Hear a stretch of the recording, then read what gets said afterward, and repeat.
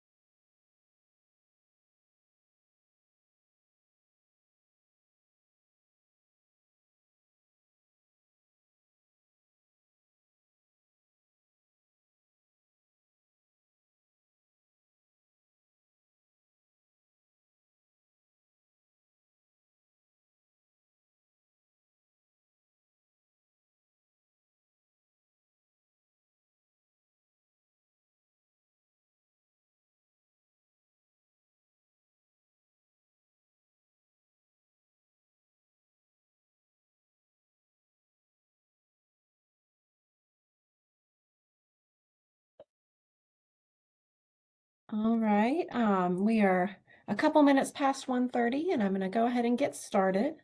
Welcome to the our webinar today on understanding your HACCP plan. And this particular webinar is about the Homestyle Kitchen Plan. For those of you who I haven't talked with or met before, my name is Katrina Perry. I am the Professional Development Consultant for the Office of School Nutrition at NCDPI. And I help to update these HACCP plans each year. And so I wanted to make sure that we went over them every year. And I decided that this webinar series would be a good opportunity to talk more about the HACCP plan, why we have them, and give an opportunity to review key areas of the HACCP plan to help you all as you work on meeting those HACCP plan requirements and understanding the information available through them every year for your schools. So as I said, this HACCP plan webinar is for the Homestyle plan template. This template is really intended to be used by some residential childcare institutions or RCCIs, which are often small group type homes in which food is prepared using household type ingredients, procedures, and equipment. Like more traditional schools having commercial kitchens, these types of facilities are also required to have a HACCP plan. However, because Homestyle kitchens have unique needs, a modified HACCP plan template has been developed for the ease of use and implementation. Our goal in this webinar is to focus on key areas of the HACCP plan template and how to use each section. If you've attended the other webinars in this series, you're going to see some of the same information, but we will make sure to highlight those differences in the Homestyle plan compared to the others.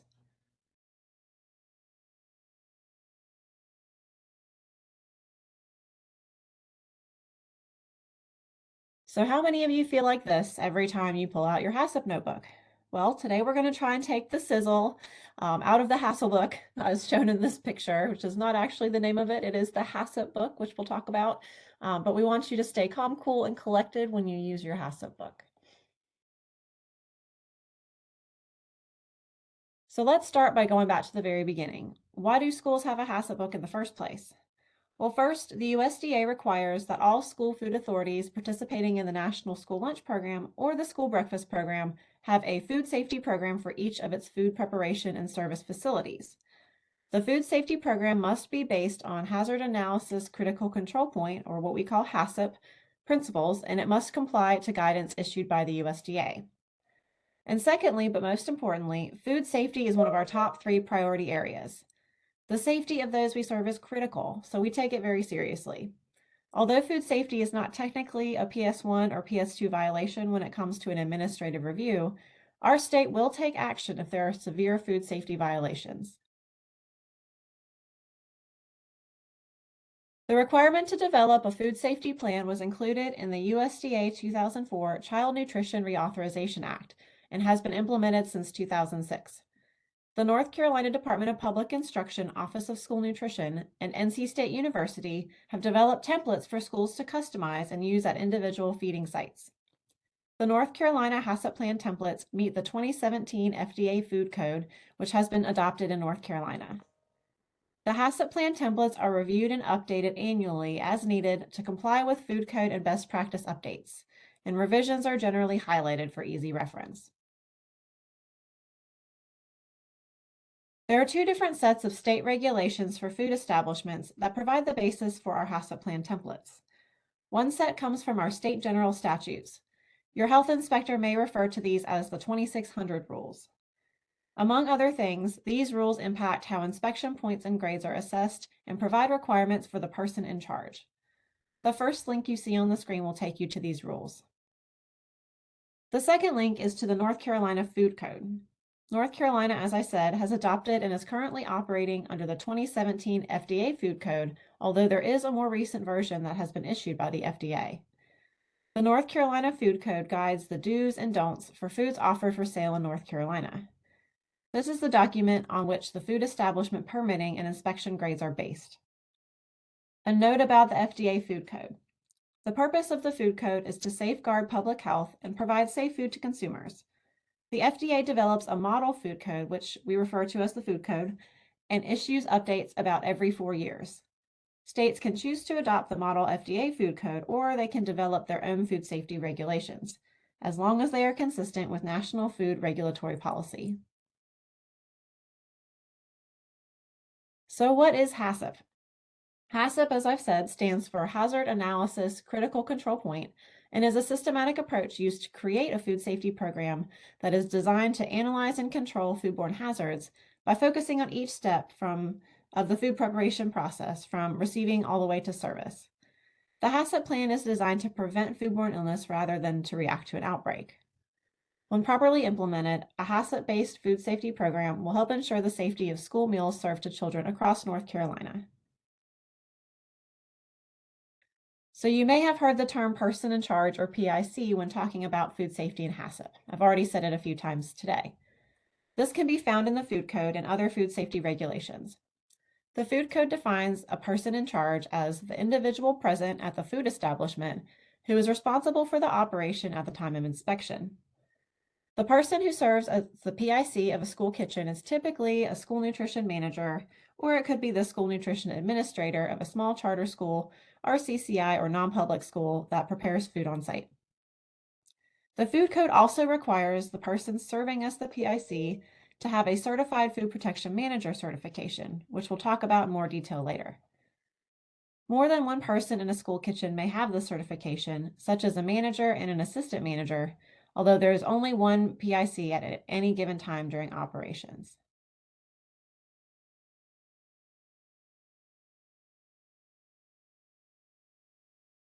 As I've already alluded to, the North Carolina Department of Public Instruction has multiple HACCP plan templates available for school food authorities to use. We have 4 in total. The first one is the commercial kitchen template, which is widely used for sites preparing and serving meals in a commercial type kitchen. The transported or catered meals template is for sites that receive meals transported from another kitchen. The Homestyle template, which we're talking about today, is used by some RCCIs with domestic style kitchens that are feeding students in a group home setting.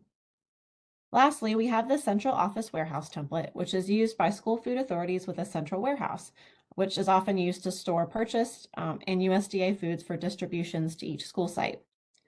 Even though a warehouse site does not actually prepare foods, food safety is very important during the storage and transport process, and it is subject to a HACCP plan and monitoring as well.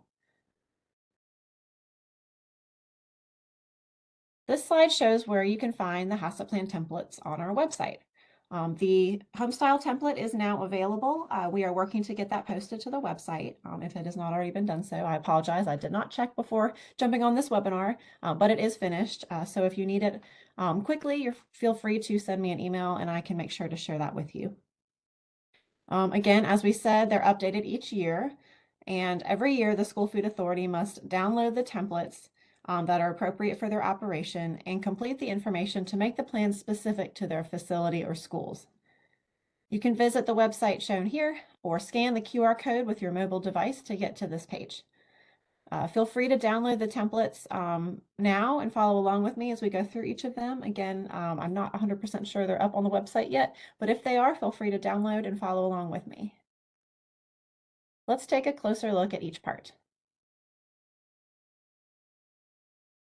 So the massive first part of our Homestyle HACCP plan template is really a comprehensive reference guide to safe food handling procedures, corrective actions, and more. Essentially, it's everything you didn't know you needed to know about food safety in kitchens. If you have a question about how to handle food safely or why it should be handled a certain way, look here first for your answer. If you still don't know or need more clarification, you can contact me or your school nutrition consultant.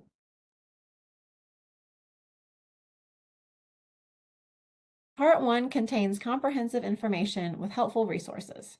This section does not have to be printed, although it must be easily accessible to employees in the kitchen.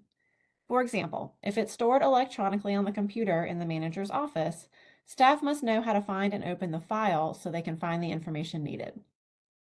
This part contains the following reference and resource materials about food safety: prerequisite program standards, safe food handling procedures, corrective action requirements, allergen facts, and environmental health position statements.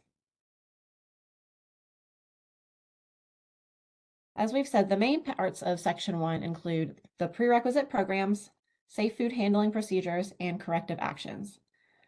Prerequisite programs are basically the foundation of the food safety program, providing the basic requirements for maintaining the things that are needed to store and prepare food.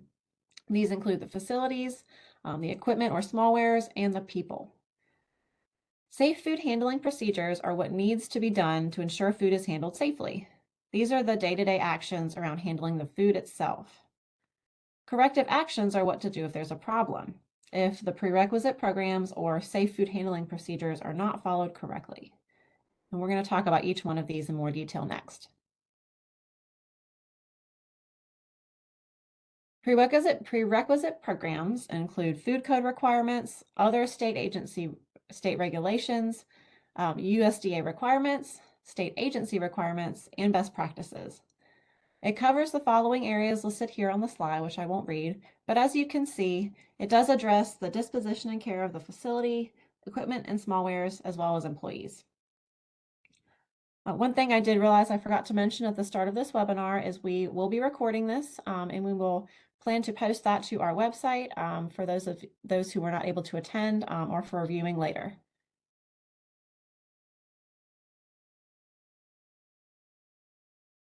Safe food handling procedures are pretty self-explanatory.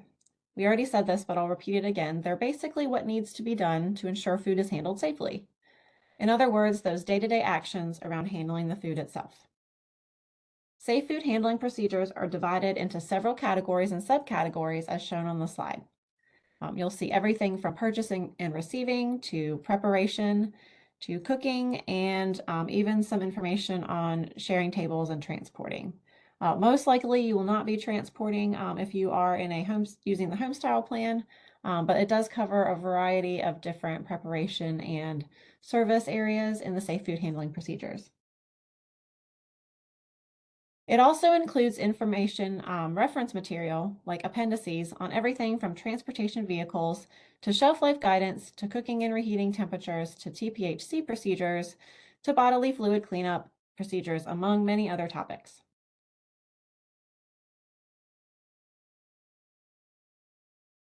This slide shows where leftovers and advanced preparation of foods is addressed in part 1 of the Homestyle HACCP plan template.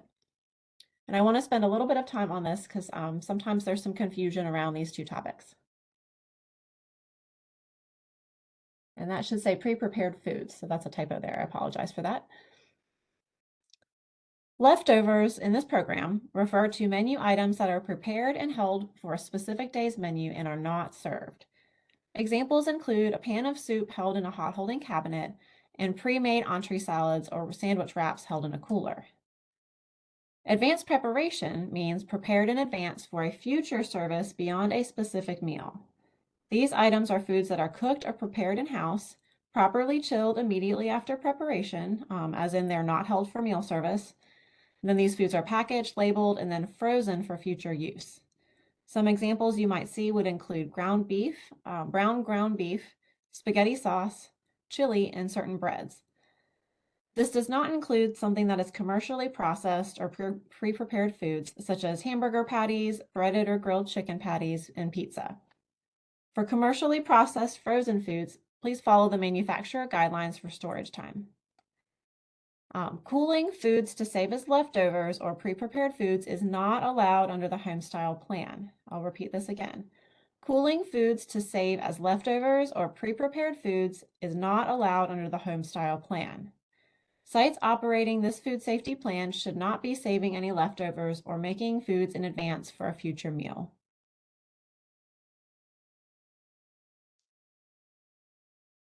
Corrective actions are what to do if a standard is not met. In other words, there's an issue with controlling a potential hazard. This could occur if prerequisite programs or safe food handling procedures are not followed correctly or at all. Corrective actions are based on the critical control points and critical limits established in the safe food handling procedures. This is part of the HACCP process, so as part of the HACCP plan, we have to include corrective actions.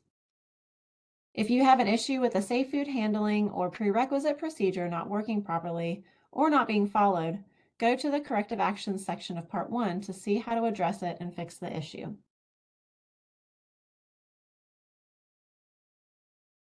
The end of Part 1 includes some additional resources as reference information. The TCS Foods information that used to be in Part 5, which was about menus and recipes, has been moved to Part 1 last year since it was really just reference material. A large section on allergen awareness and management is towards the end of Part 1. The last section of Part 1 contains position statements from the North Carolina Department of Health and Human Services Environmental Health Section.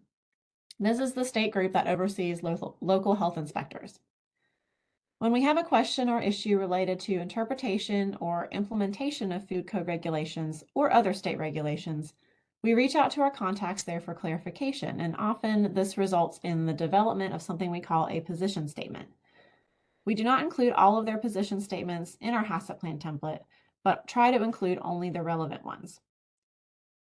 Position statements include topics such as sharing tables and donated foods, packaged food and labeling, facilities-related guidance, and shared use kitchens.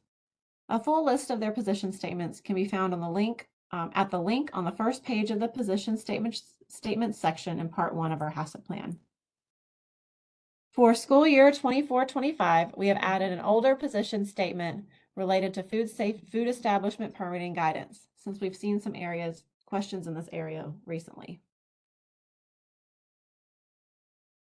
Part 1 of the Homestyle Meals HACCP plan is very similar to the commercial plan, so I want to take a moment to highlight some key differences for those of you who attended the commercial plan webinar. Information in the prerequisite programs and safe food handling procedures section is based on residential style equipment, such as rather than commercial equipment, such as residential refrigerators or freezers, ovens, stovetops, microwaves, and 2-compartment sinks. There's also some adjusted information about leftovers and pre-prepared foods, which I just talked about. In other words, in the Homestyle plan, you cannot keep leftovers or have pre-prepared foods. And this can be found in both the prerequisite programs and corrective actions section. On the Homestyle plan, you also won't see any information about cooling practices, since that would imply the storage of leftovers or pre-prepared foods. On this slide, I've included some topics that we commonly receive questions about and where you can find information in the Homestyle HACCP plan template. The sharing table information, we get questions a lot about that. TPHC, or time as a public health control information, which we'll talk about later, and sample procedures. And bodily fluid cleanup, we often get questions about as it comes from local health inspectors. Here's a few more topics. Food safety continuing education requirements. There's a couple references to that in the HACCP plan template. And information on power outages and food safety recalls. Sometimes we get information on that as well, especially during the hurricane and winter seasons. And then, as I mentioned earlier, allergen information is also in Part 1. I do want to note a little bit more about the food safety recall information here. It's important to know how to react if food in your program is recalled or if there's a potential outbreak or an actual one of foodborne illness. It is also important for your school nutrition program to develop standard operating procedures for how to handle these situations from start to finish. The procedure must include identifying, isolating, and returning or destroying the food item in question, as well as record keeping to document these actions. As I said, there's a sample food recall standard operating procedure located in Part 1, and it's a great resource for starting this process.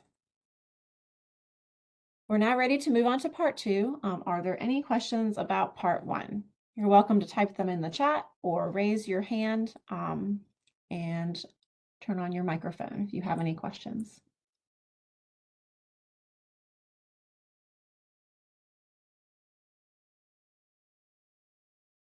All right, we will move on to Part 2. And again, I'll take more questions at the end and between each section. A few years ago, we split Part 2 into 2 subparts to identify sections that had to be completed each year, those that only needed to be updated as information changes. Part 2A is the section that only needs to be revised each year if information in it changes. So this is why we call it the annual revision.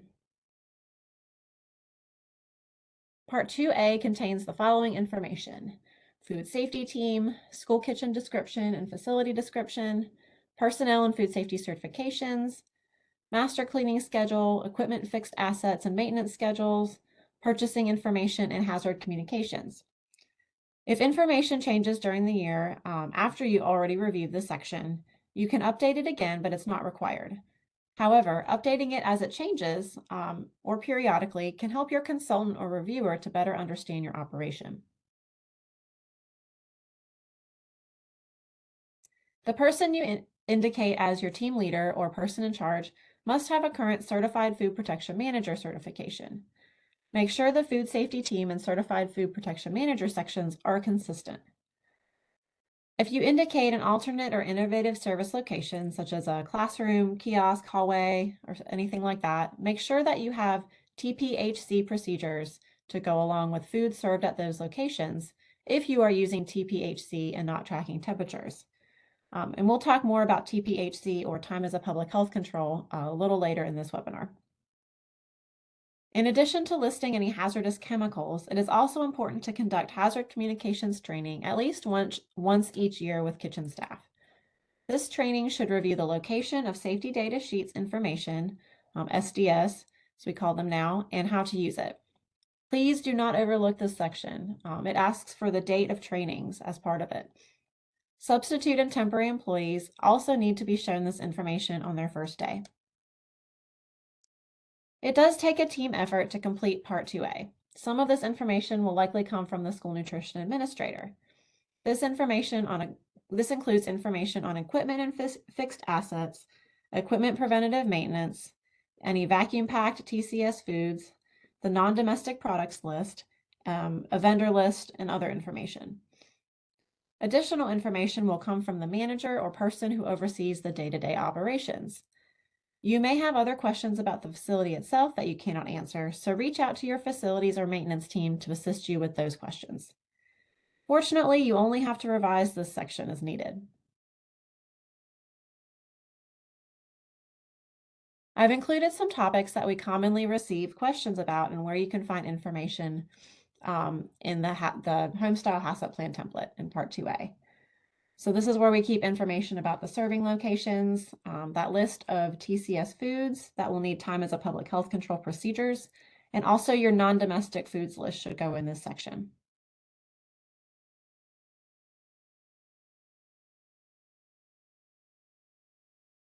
Unlike Part 2A, Part 2B will need to be completed from scratch each year. I like to think of 2B as scratch and 2A as speed scratch. This is why we call Part 2B the annual completion. Part 2B includes the following: operation assessment, which includes your pest control assessment, the food code labeling variants, and HACCP verification. We offer a HACCP checklist for some of our plans. We're working on getting one for the Homestyle plan as well that you can use to make sure that you're completing each part of the HACCP plan template.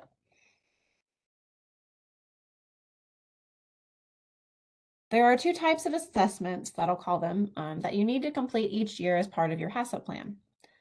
And these are in Part 2B. The first is the annual operation assessment. This is a way for you to review your operation to make sure it is working well from a food safety standpoint. In other words, are food safety standards being met? An operation assessment must be performed every year before or at the beginning of the school year. This assessment will typically take between 1 and 2 hours to complete and can be done over multiple days. Some standards will need to be assessed in conjunction with maintenance staff. Other standards must be evaluated using the past 2 environmental health inspection reports. Responses can be handwritten or typed. Include only the current year's operation assessment form in this section. The second is the HACCP verification, or verification of HACCP. This evaluates your HACCP plan to make sure it is helping control for potential food safety hazards effectively. Verification is defined as the process of evaluating the HACCP plan to determine whether the standards are being properly implemented, monitored, and observations recorded. Each school nutrition operation must identify one individual who is responsible for verifying the HACCP plan annually at the beginning of the school year, if not done at the end of the previous year. Usually this is the person in charge, the team leader, or a supervisor, or most likely in your case, the school nutrition administrator. Complete the form and file the most recent verification in this section. If you complete these at the end of the previous school year, make sure to file it in the current year's HACCP book. In other words, if you complete HACCP verification for school year 23-24 at the end of that year, which is the year we just concluded, then file it with the 2023-2024 HACCP book. Alternatively, you could complete the operation assessment for school year 2023-2024 at the beginning of school year 2024-2025, so you wouldn't complete it until we start the beginning of this year, but then still file it in the 2023-2024 HACCP book.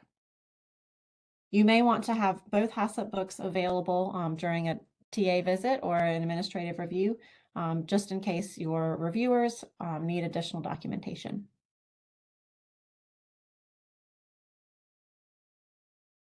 Part 2B also contains the HACCP labeling variance. A variance is a deviation from the food code requirements. Essentially, it's doing something different than what the food code requires. Food establishments that request a variance must provide justification for the request and how they will safely control potential food safety hazards.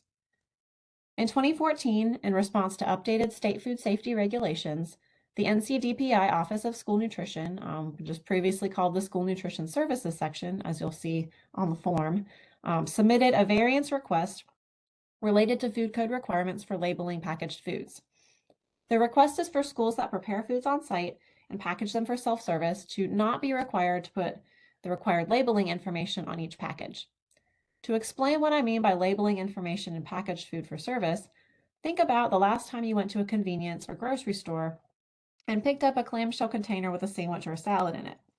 If you got it from a self-service area, it probably had a label on it that contained information about the ingredients, including potential allergens. This is the requirement we're referring to. The Variance Committee reviewed our request and approved it, which means that schools that prepare foods on site and package them for self-service are not required to put labeling information, including the ingredients and information on potential allergens, on that package. So what does this mean for you? It depends on your operation. You'll note that there are two small boxes in the Food Code Variances section of Part 2B, as shown on this slide and indicated by the blue arrow.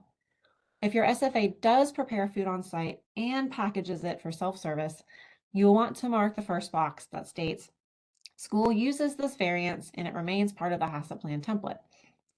If your SFA does not prepare food on site, or it prepares food on site but does not package it for self-service, you'll want to mark the second box that states, "Schools do not use this variance and it has been removed from the HACCP plan template."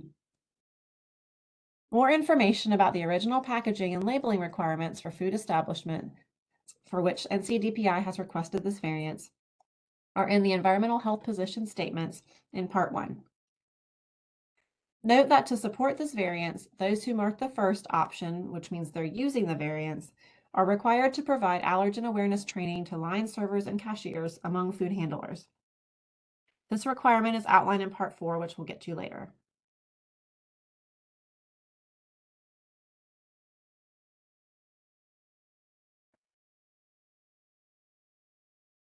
All right, are there any questions about Part 2 before we move on? Again, feel free to type in the chat or raise your hand and unmute yourself.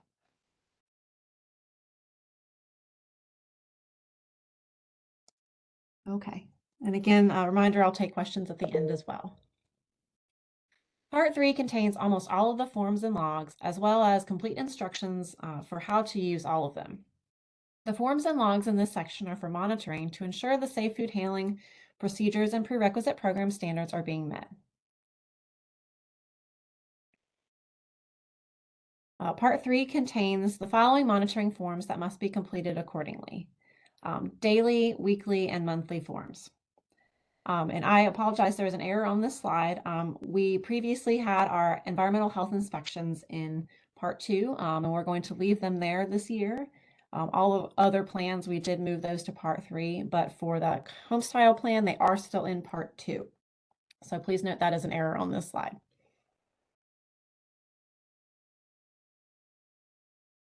Not all kitchens will need to complete all of the forms, depending on the kitchen operation, so you may want to contact your school nutrition consultant if you have any questions on what forms to use.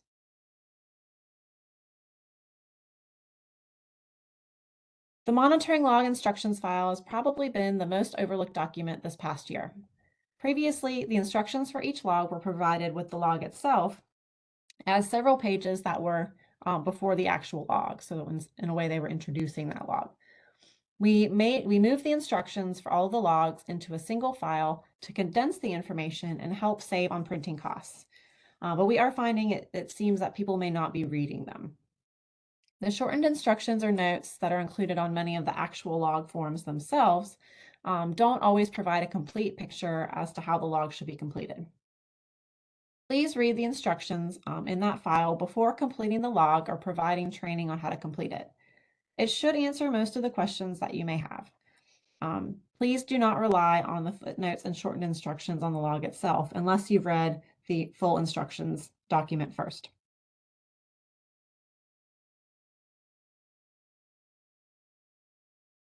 This is a complete list of all of the monitoring logs and forms in Part 3 of the Homestyle HACCP Plan template.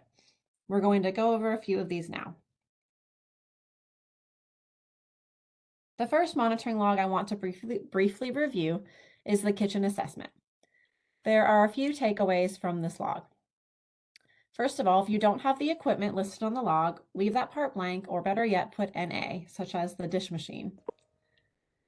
Second, please use the correct units. So that could be degrees Fahrenheit for temperature, ppm or parts per million for a concentration, PSI, which is a pressure measure, or another unit.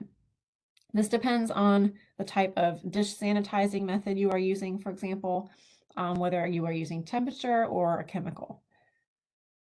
For the split column, that's the dish sink wash and setup, sanitizing setup. The left triangle is for the wash step, and the right triangle is for the sanitizing step. For example, the left should only be a temperature, but the right could be a temperature if you're using high heat sanitizing, or ppm, parts per million, for chemical sanitizing.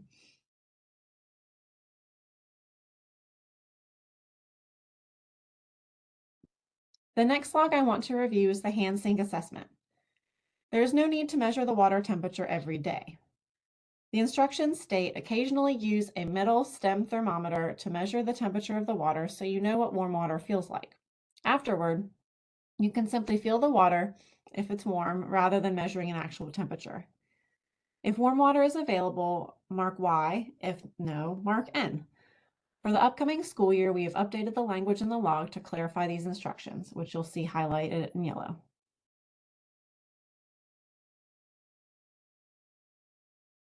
Now I'd like to share a few tips for completing the monitoring log successfully. First of all, we've already said this, but please read the instructions file before completing a log for the first time and before providing any training to others on completing a monitoring log.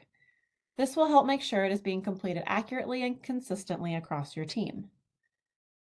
Make sure to write the month and year at the top of the log in the space provided.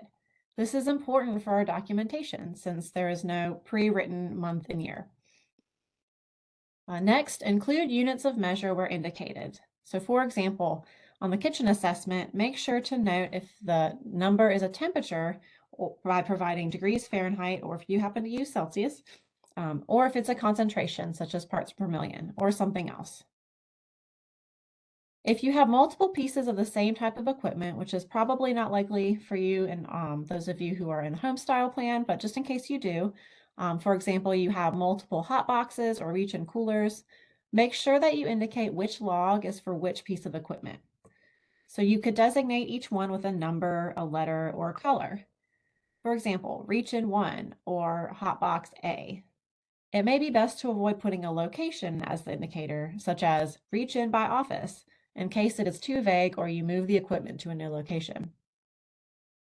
It's also a good idea to keep extra blank copies of the log for each equipment or purpose on hand for quickly transitioning to the next month, or if something happens to an existing log and it needs to be replaced. We also recommend organizing the logs in a way that best meets the needs for your school or district. Some examples could be keeping logs for each type of equipment in a sheet protector that is taped to that piece of equipment, or by putting all the logs together in a binder or notebook kept in the manager's office, or some other method.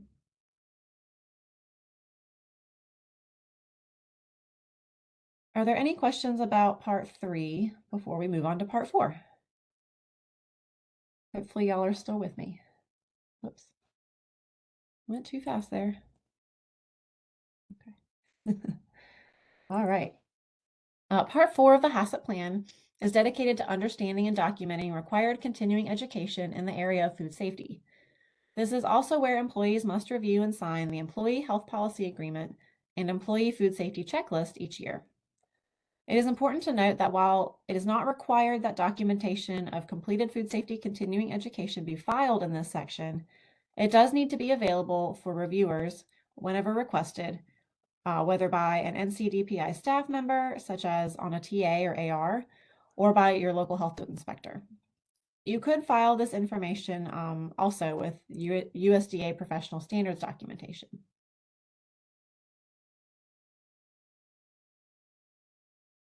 Part 4 contains all continuing education and professional development training documents for employees. The Employee Health Policy Agreement and Food Safety Checklist for employees must be completed for each employee every year. The Food Safety Checklist is now required for all employees annually, not just when they are hired. As we said, if they're not maintained in your HACCP notebook, we recommend keeping this documentation with your professional standards documentation. Copies of signed employee health policy agreements, food safety checklists for employees, food safety and HACCP continuing education reports, and allergen awareness training for servers and cashiers should also be kept in Part 4 or with your USDA professional standards documentation. There are several forms you can use for Part 4. First, there are both English and Spanish versions of both the Employee Health Policy Agreement form and the Food Safety Checklist for employees. The Employee Health Policy Agreement form is the form that the local health inspector will look for. We'll go over this form in more detail soon. There is another Employee Health Policy Agreement template that includes the Employee Health Policy Agreement form we just mentioned, as well as a longer explanation of their health policy. It is available should SFAs wish to adopt the complete policy for their school or district. The Food Safety and HACCP Continuing Education Report form can be used as a template to record completed hours of food safety and HACCP-related continuing education. If used, we recommend that it's filed in this part of the HACCP plan template, or you could keep it with professional standards documentation. There's also a substitute employee list that is helpful for identifying regular substitutes and making sure they've completed the necessary food safety forms. According to the Food Code, each food establishment must have a written employee health policy agreement to ensure employees or conditional employees notify the person in charge or that PIC when they experience any of the symptoms, diagnoses, and exposures that are transmissible through food so that the person in charge can take appropriate steps to prevent the transmission of foodborne illness.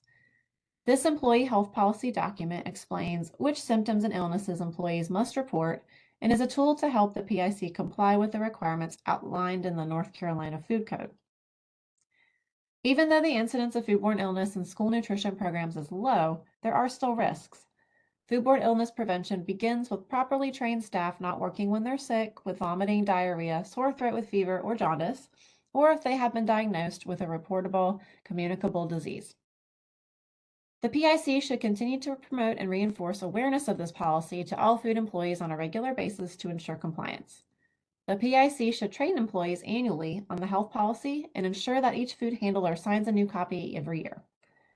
As we've said, please keep signed copies on file, and each of our North Carolina HACCP plan templates includes a copy in the forms section in both English and Spanish versions.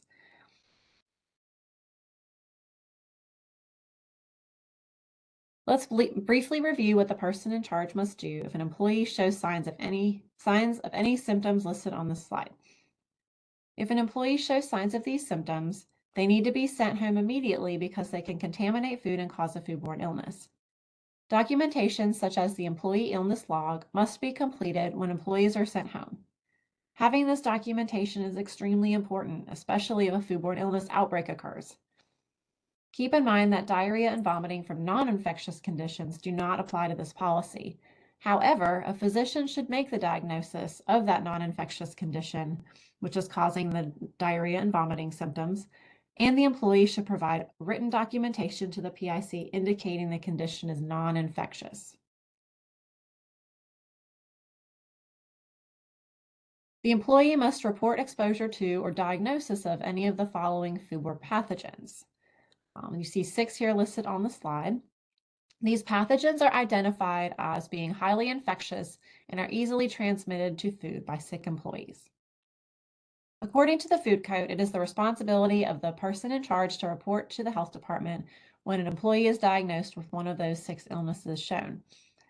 We recognize that the school nutrition program food establishments are a little different than a traditional food establishment in terms of the chain of command. So if you have a site where the person in charge is a manager, for example, we do ask that those people who are running the kitchen communicate any of these required illnesses or exposures to their school nutrition administrator, and then that they work together to communicate them to the local health department.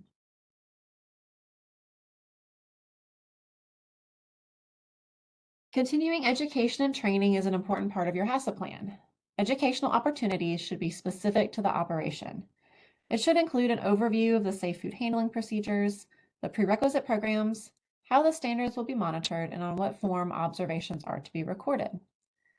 Different amounts and types of training are required for you based on your level.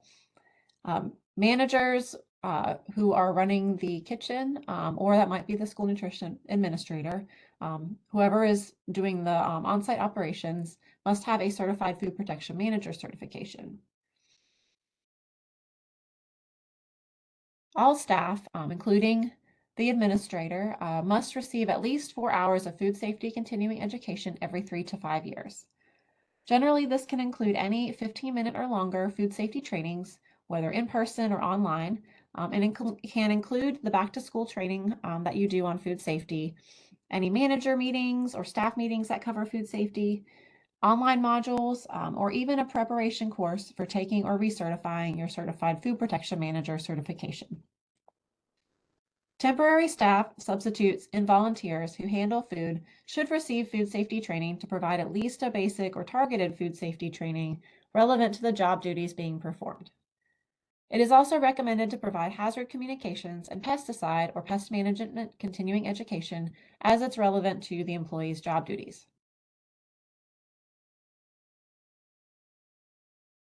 Continuing education and training, as I said already, is important, and there are several resources that you can use to help meet the requirements. The first one is the Safe Plates for School Nutrition Staff course. This is a 6-module course that provides 4 hours minimum of professional development, and this is available online. There are 4 additional modules in this course, which can be completed for a total of 8 hours of instruction. And this course has been approved by the School Nutrition Association for Food Safety course for their certification program. And completing the entire 8 hours of instruction will provide that required credit for food safety for SNA.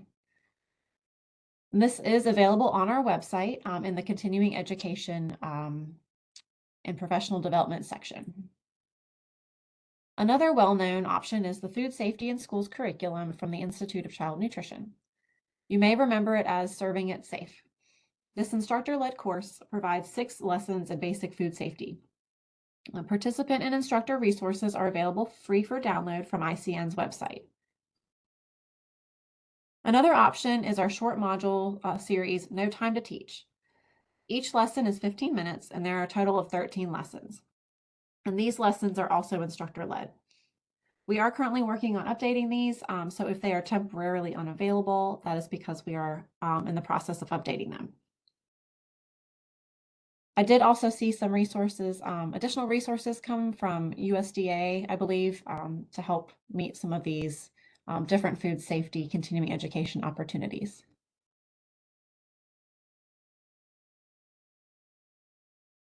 Another important area that should be covered is allergens.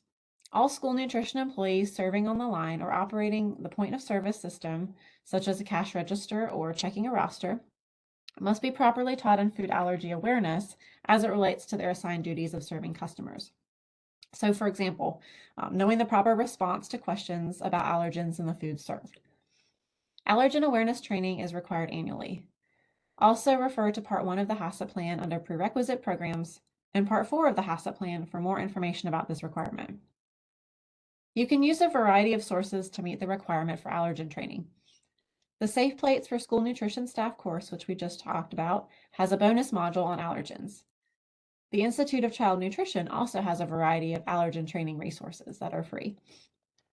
Since allergen awareness education and demonstration of knowledge is now part of the North Carolina Food Code, you may be asked by your local health inspector for documentation around allergen awareness and training. We recommend you keep this documentation either in your HACCP plan notebook under Part 4 or with your professional standards documentation.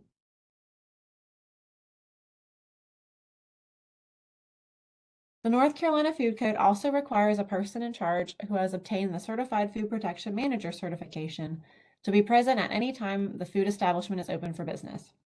It is recommended at least 2 people in each school kitchen have this certification so that you can stay in compliance with the food code. Up to 2 points might be deducted for the inspection grade if the PIC is not present or someone with that certification.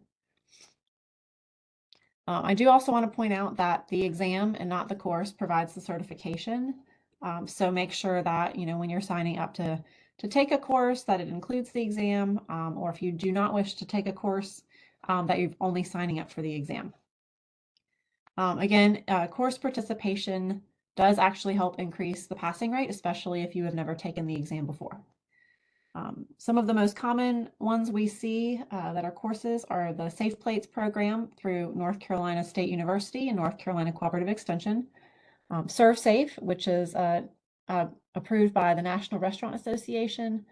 And there's also a lot of online courses as well that offer preparation for the exam. The exams, however, must be approved by the American National Standards Institute. Approved exams are currently offered by the following organizations you see here on this slide. The North Carolina Food Code does not require taking a preparation course, but it does require passing the exam.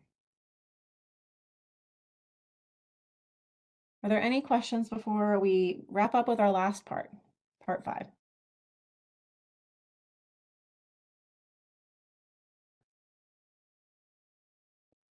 All right.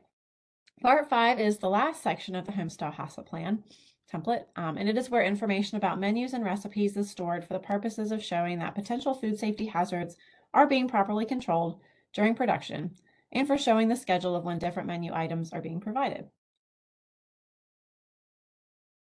The menu summary form is optional if all recipes are standardized in the report and report the HACCP process. This section should also contain copies of each month or cycle menus and time as a public health control or TPHC procedures if you're using TPHC. Please note that we did move information on the different TCS food components to part 1, which I said earlier. We've already mentioned HACCP process a few times, so I want to go into more detail about what that means. USDA HACCP plan guidance is based on a process approach to minimizing and preventing food safety hazards. This is the basis for our HACCP plan templates for school nutrition programs. Menu items are divided into categories based on the type of HACCP process they follow, which is determined by the number of times a menu item passes through the temperature danger zone, which is 41 to 135 degrees Fahrenheit, before it is served. USDA defines 3 different HACCP process categories, and we have included a 4th category that are non-TCS and therefore don't need temperature control for safety.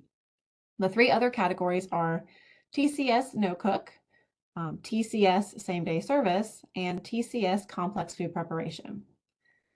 Sites using this HACCP plan template should not have any recipes that are considered HACCP process 3 or complex food preparation, since this category is for foods that are heated and cooled for later use. So that would mean anything that involves leftovers or pre-prepared foods. The HACCP process category is one of the pieces of information that should be on your standardized recipes.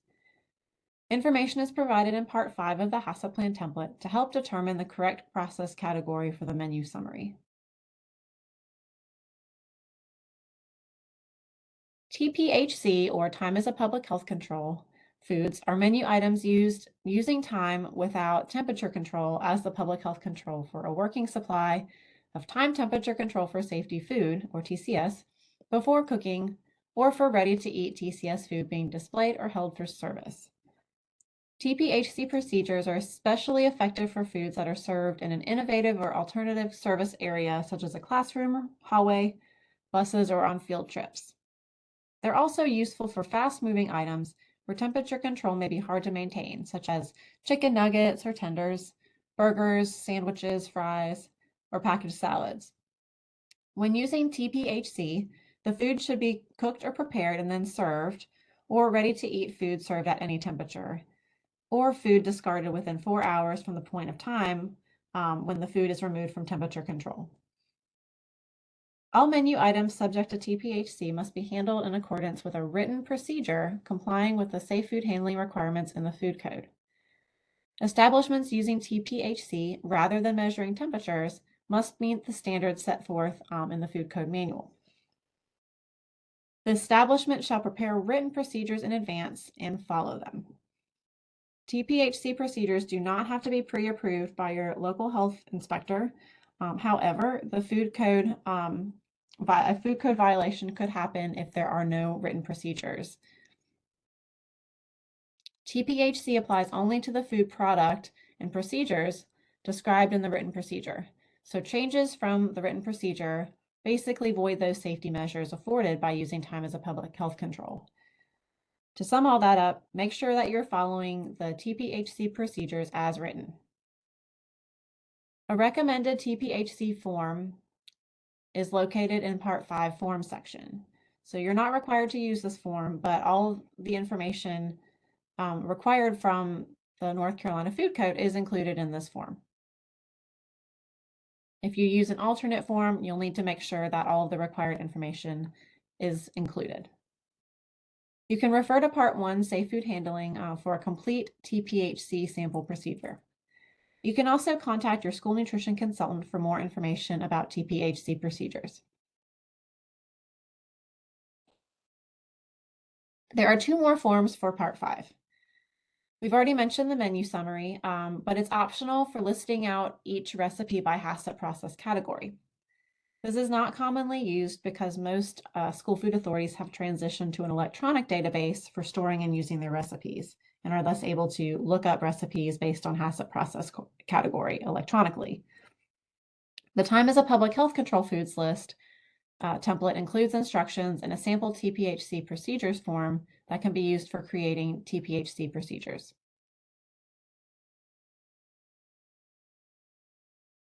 I want to share a few quick housekeeping things about our HACCP plan templates that may help you in your journey to HACCP plan transcendence. Most pages have a date of last update, so make sure you are using the most current version. They're typically updated in late spring or early summer. So for example, the templates for next school year, which will be 2024-2025, since we're just wrapping up school year 2023-2024, will have April, May, or June of 2024. The ones you've been using up until this current new school year will have April, May, or June of 2023, or possibly July. It's important to use the most current version each year for all of the pages because we make updates each year based on a variety of reasons. But sometimes they're for important food code or other regulatory changes. Your SFA may choose to keep some of the parts of the HACCP plan template electronic. This is fine as long as the following are still met. First, all of the information is completed and original copies are retained according to record storage requirements. Second, that managers and staff know where and how to access the information. Each section and all of the forms come with some type of instructions. Most of the forms will have a few notes on the form itself, as we've said, but additional instructions are also in the instructions or reference section of that part of the HACCP plan template. So I'll say this again, we strongly encourage you and your staff to read all of the instructions to make sure that the sections of the HACCP plan template are being completed correctly. Last but not least, if you have a question about anything in the HACCP plan template, or your discerning eye catches something you think may need to be fixed, please let me know. Please try and look at the instructions first before reaching out because this may answer your question and save you the extra email or phone call. These plans are working documents and we review and update them every year. In addition to correcting a few minor grammar and spelling issues, there will be a few more changes to note in the upcoming year's Homestyle HACCP plan template. Some key updates will include we removed information about a cooling log form and instructions since no cooling will be taking place in this HACCP plan template and operation. We removed the walk-in cooler unit logs from Part 3 since it is highly unlikely that any of you have a walk-in cooler. If you do have a walk-in cooler, you're welcome to reach out to me and I'll provide you a copy of that form. This is an error. I apologize for that bullet 3. We did not relocate the environmental health inspection reports for this type of HACCP plan. It is still located in part 2, and that is where you will put them in your HACCP plan. And then we updated some language in the hand sync form to clarify instructions, as well as how often the food safety checklist should be completed. And lastly, we did put a placeholder in part 5 to indicate if you're using keeping your recipes electronically, since we know many of you are now using electronic software.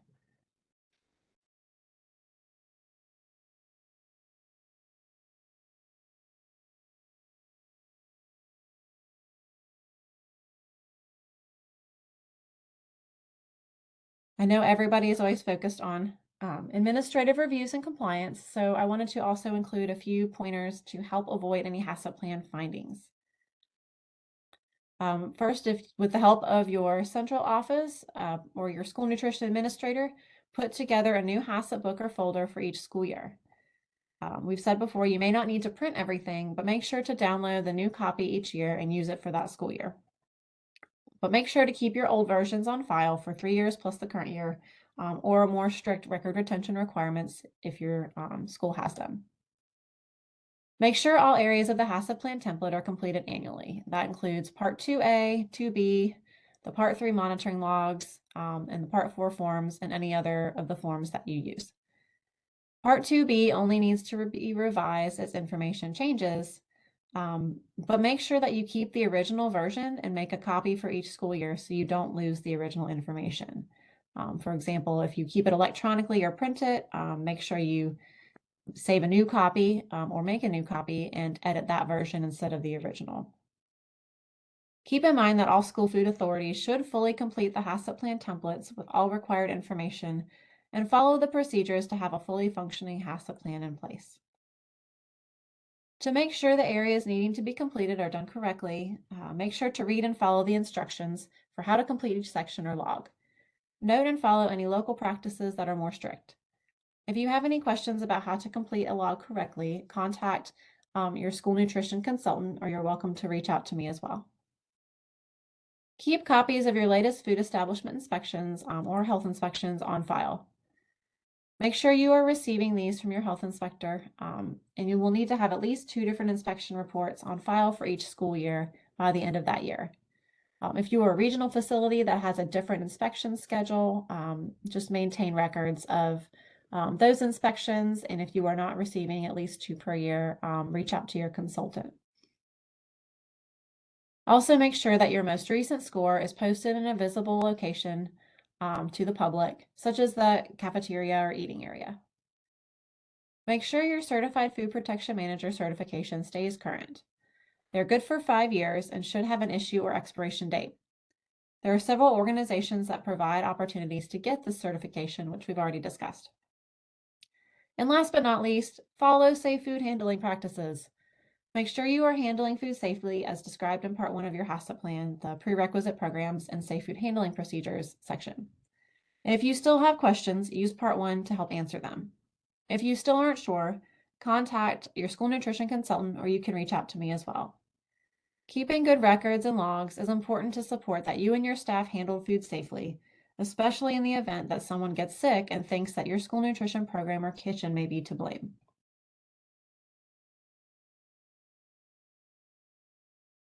Are there any questions about the Homestyle HACCP plan template? That concludes our webinar, and I'm happy to address any questions you have now. You're also welcome to reach out to me via email or phone if you have a more specific question or need additional assistance. Thank you all so much for your time today.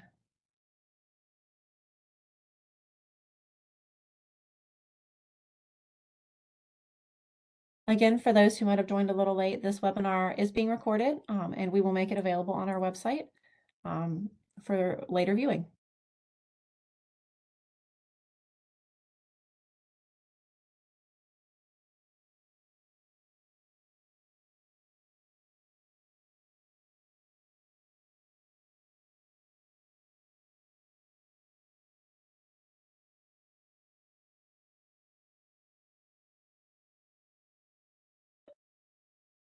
Thank you again, and I hope you all have a wonderful week.